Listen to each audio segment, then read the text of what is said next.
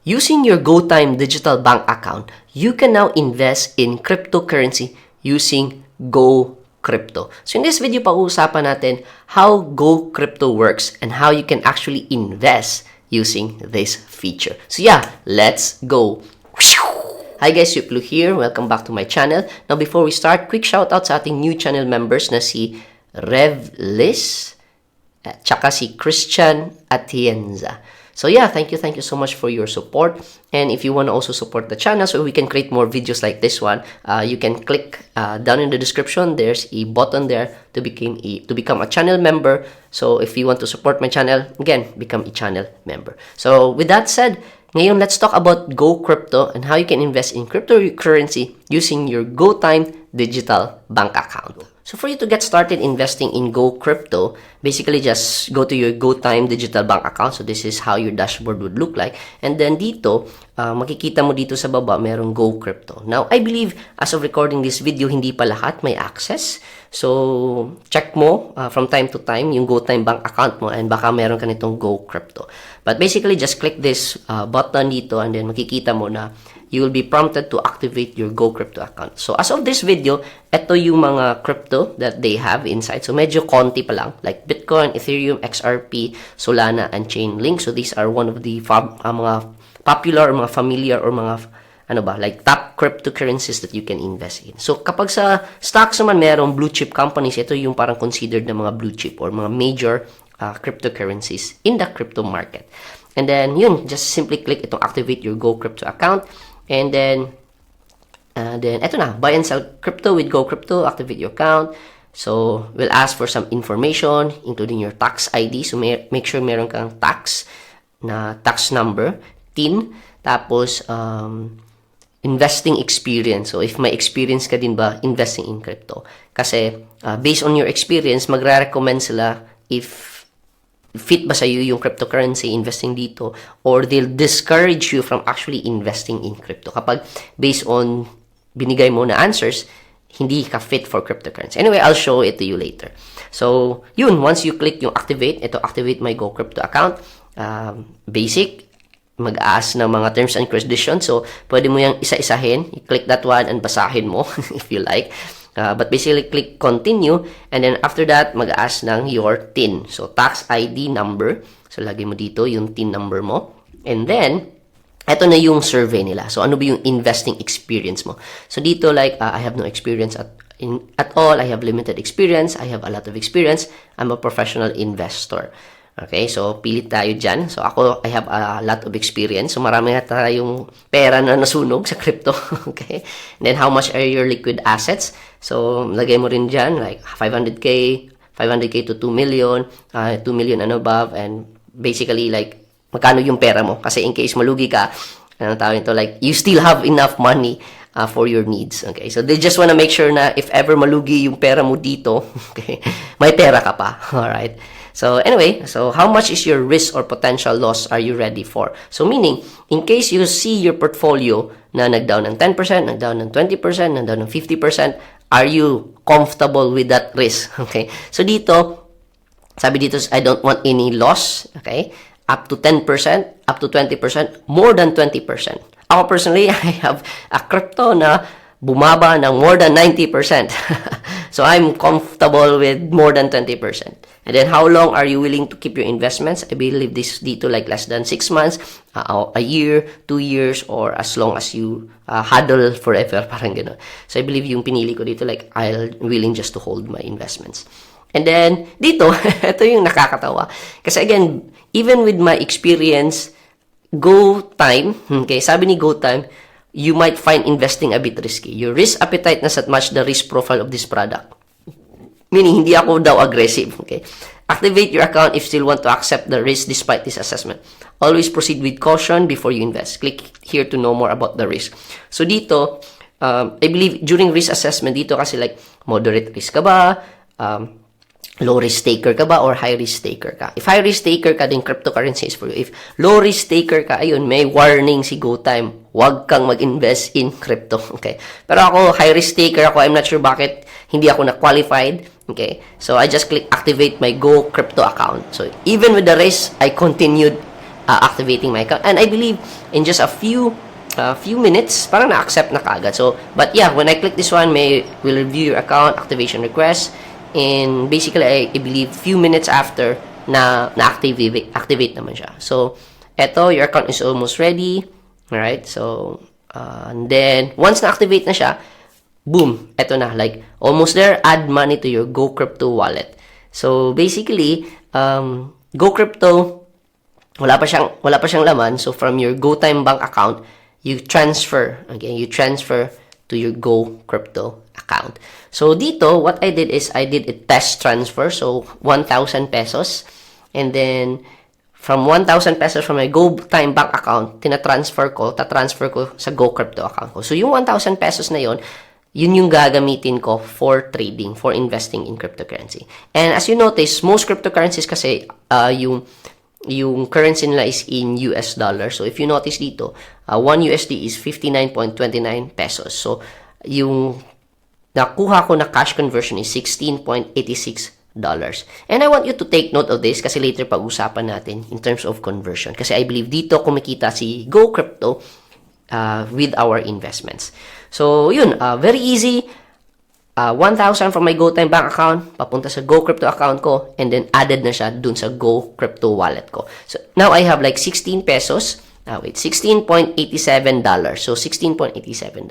Now, dito ko nakita kung ano ba yung way para kumita si GoCrypto. So, dito ko nakita yung difference in terms of like conversion currency. So, dito yung parang may difference. So, when I look at the forex market, yung live market, if you Google that one, makikita mo yung live conversion. So, yung conversion is 17.04%. So, dollars.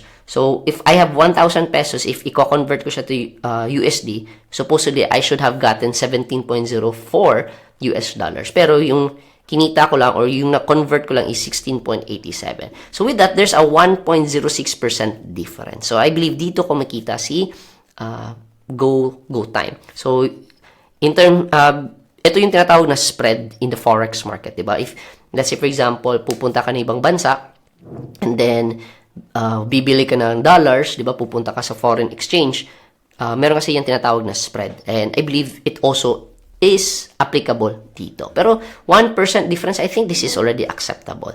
And then at the same time, I also dig deeper kasi this is buying lang. So, if if magdi-deposit ka from your GoTime to your GoCrypto. So, however, syempre, if may kita ka na, and if i-withdraw mo yung kinita mo, so, syempre, from dollars, i-convert na naman yan ulit to pesos, di ba?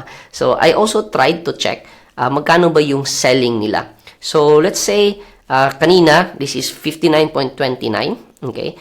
But when I tried to transfer, so, I did a test transfer, or hindi ko actually tinuloy to. I was just interested magkano yung conversion nila. So, again, this is buying. So, bibili ka ng dollars or nagdi-deposit ka from peso to dollars. Ito naman, you're transferring from your GoCrypto dollars papunta ulit dun sa GoTime bank account mo into peso. So, if you notice, 1 USD is 58.42 peso.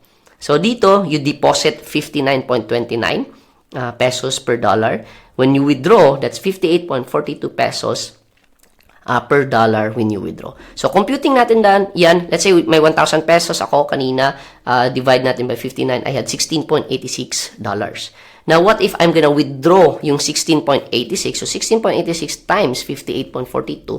So, yung mawi-withdraw ko lang is 984.96. Meaning, sa spread pa lang, may kaltas na. Alright? May difference na siya. So, dito ko makita si GoTime. So, that's actually a 1.47% difference or spread, which I think it's still very acceptable. Ngayon naman, I tried buying Bitcoin. Okay? Buying cryptocurrency. So, again, medyo limited pa yung cryptocurrency nila. So, syempre, we wanna invest in the highest or the biggest na cryptocurrency, which is Bitcoin. So, dito, if you notice, I had $16, pero I can only invest up to 75%. So, I believe kasi, nag-change kasi yung price ni Bitcoin from time to time. Kaya, I believe, walang 100%. Okay? Just to give you a little allowance in case may changes in price sa cryptocurrency that you're gonna buy. Alright, so dito, order value ko is $12.68. So I just click that and then confirm, and then boom, your order has been filled. So I just bought this amount of Bitcoin for $12.69. So in terms sa portfolio ko, makikita natin dito, here's my total portfolio, 16.82. Again, this is just a test portfolio. Anong tawag nito? Test transaction. Yung wallet ko, I have $4.17. So, ito yung hindi nabili, hindi na-convert to cryptocurrency. And here's my Bitcoin dito. So, and then yung recent activity and so on and so forth. So, basically, this is how your dashboard gonna look like once you start investing in Go Crypto. Now, on top of the spread, 'di ba kanina when you deposit money, magko-convert yan, di ba? So, may difference. So, I'm also interested, how about yung difference in buying sa price ni cryptocurrency or Bitcoin as of this case? So, I actually open my CoinGecko account. So, this is an app kung saan dito mo makikita yung lahat ng mga cryptocurrencies, yung price movements nila, yung mga charts nila. So, this is a CoinGecko app. Okay? So, I checked yung market price ni CoinGecko. It's $110,000. So, $110,000. 916. Okay, ito yung price niya.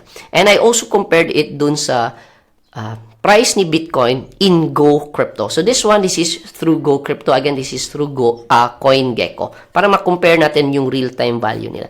And so far, I noticed dito, ito yung price ni Go Crypto.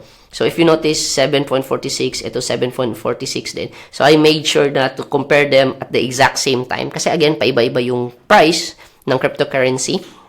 So, if you notice, sobrang liit lang yung difference. In fact, that's a 0.0077% difference. So, sobrang liit lang ng difference. And I say, okay, that's interesting. Very liit, maliit lang yung difference. But I made sure to review it. Okay, I made sure to review it. And if you notice, ito yung transaction ko, di ba, last time.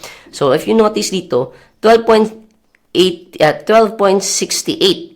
Pero one Bitcoin dito is equivalent to 111,000. Tama ba? 111,000. 111,000. Okay. So, hindi na marunong magbilang. Okay. Pero sabi dito, kanina, 110. Okay, so that's big difference. So, I compared it ulit. So, dito 110, sabi dito. Pero, nung sa transaction, 111,000.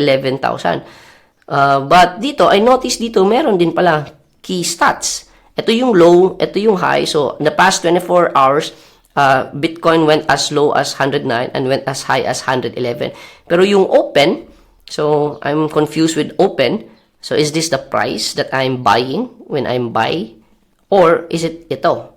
Diba? So, sobrang daming price. And when I compare this one, open, and this one, hindi din. If I compare this one and the highest, mas malaki din to. Pero, of course, this is for 744, 746.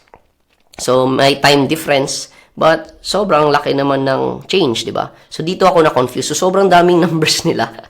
Yeah, na-confuse ako saan ba yung actual conversion talaga. But if I compare ito based dun sa, this is like the market price kasi, like in CoinGecko, in CoinMarketCap. So I believe ito yung basis nila.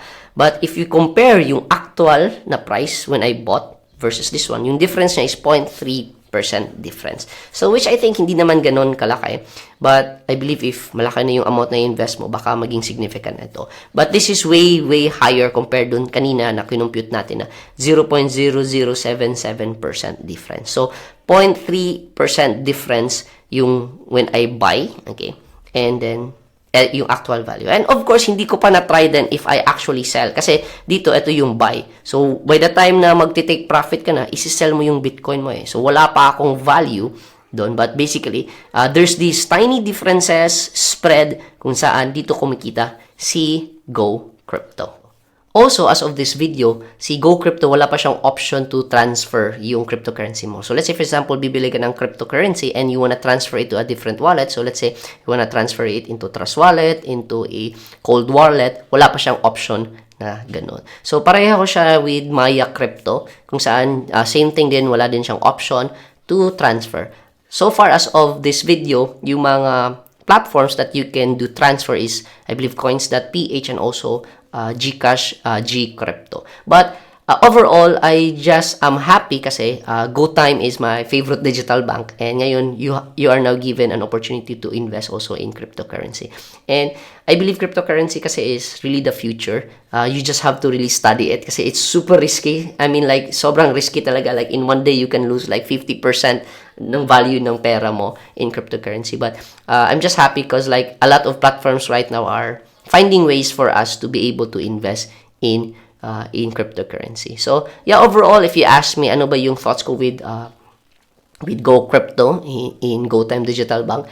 So, I won't say it's the best. Probably, gagawa tayo ng videos comparing yung Maya Crypto, yung G Crypto, yung Go Crypto, tsaka yung coins.ph.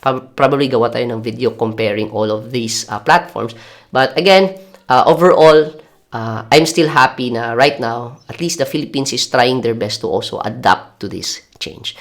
However, if ikaw personally like, oh, ayoko ng cryptocurrency, sobrang risky niya, then ako personally, yung highest recommendation ko talaga is really starting dividend investing. And if you also wanna start your dividend investing journey, I have a perfect video for that. You can check out this next video kung saan this is a full course on how you can start dividend investing and investing in the Philippine stock market. So yeah, go ahead and check out this next video and I'll see you there. Bye-bye!